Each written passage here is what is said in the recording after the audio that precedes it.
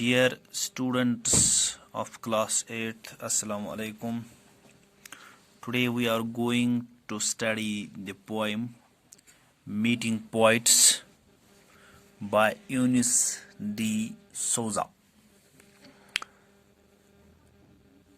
So you will open page number 71 of your English textbook.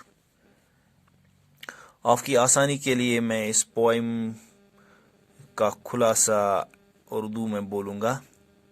तो इस poem में poet ये बता रहा है कि हम एक चीज़ को दूसरी चीज़ के साथ जज नहीं कर सकते हैं। तो इस यहाँ पे पोएट ये बताना चाह रहा है कि लोगों की शक्ल से हम उनकी पर्सनैलिटी के बारे में कुछ नहीं बोल सकते हैं।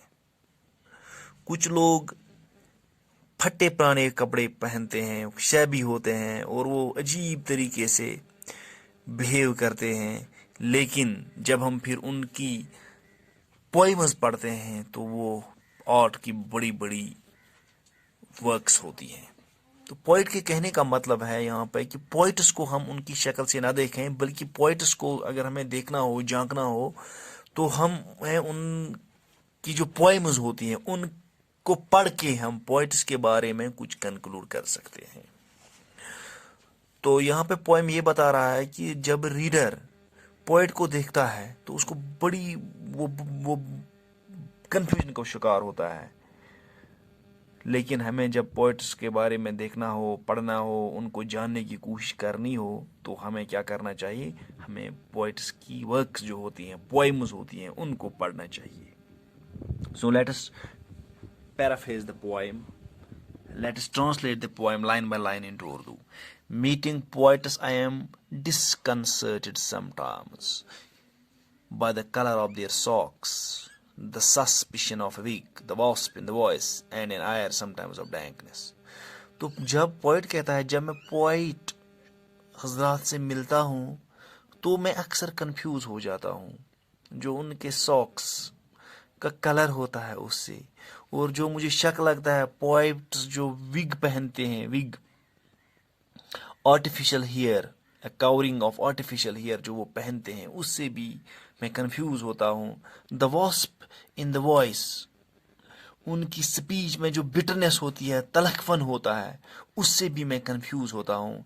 And an air sometimes of dankness, और वहाँ पे जो unpleasantness, Here dankness means unpleasantness, वो जहाँ unpleasantness होती है उससे भी मैं बहुत कंफ्यूज होता हूँ। तो in the first, this is a two stanza poem.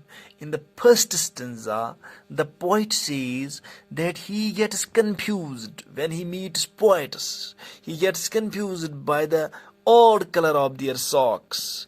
The poets sometimes wear wigs which make the poet confused, and their voice is bitter, it is shrill. The poets have got a shrilling voice, and there is an atmosphere of unpleasantness which makes the poet confused.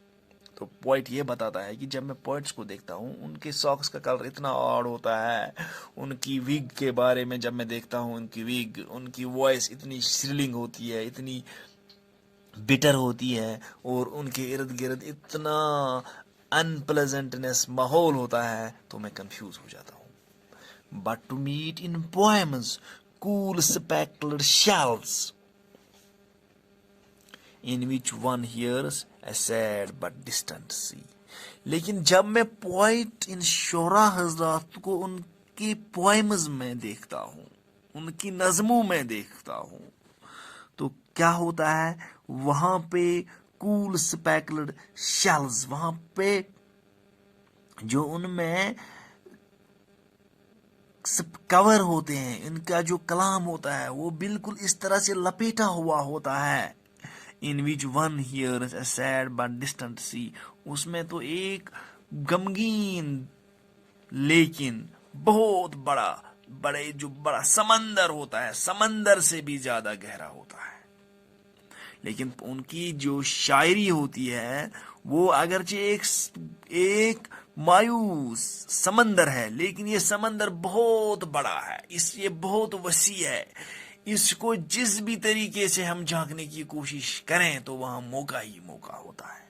So in the second stanza, the poet contradicts his views.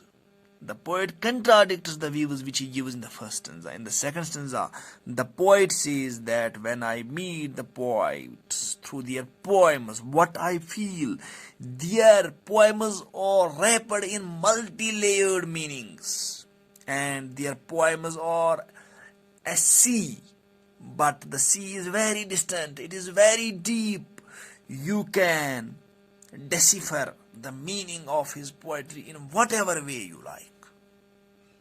तो दूसरे stanza में poet ये कहता है कि जब मैं poets को उनकी शायरी के जरिए जानने की कोशिश करता हूँ तो मुझे ये लगता है कि उनकी शायरी बहुत बड़े माने खेज होती है. ये समंदर के मानद बहुत गहरी होती है ये शायरी.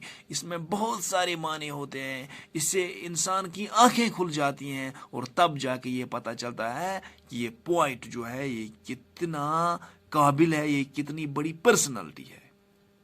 तो प्यारे बच्चों, इस पोएम से हमें ये पता चलता है कि हमें अपीयरेंस से ही किसी की पर्सनालिटी के बारे में कुछ बताना नहीं चाहिए, बल्कि पहले उस इंसान के बारे में पढ़ना चाहिए, उसको अच्छे से देखना चाहिए, उससे मिलना चाहिए, तब जाके हम कुछ कह सकते हैं. Thank you very much.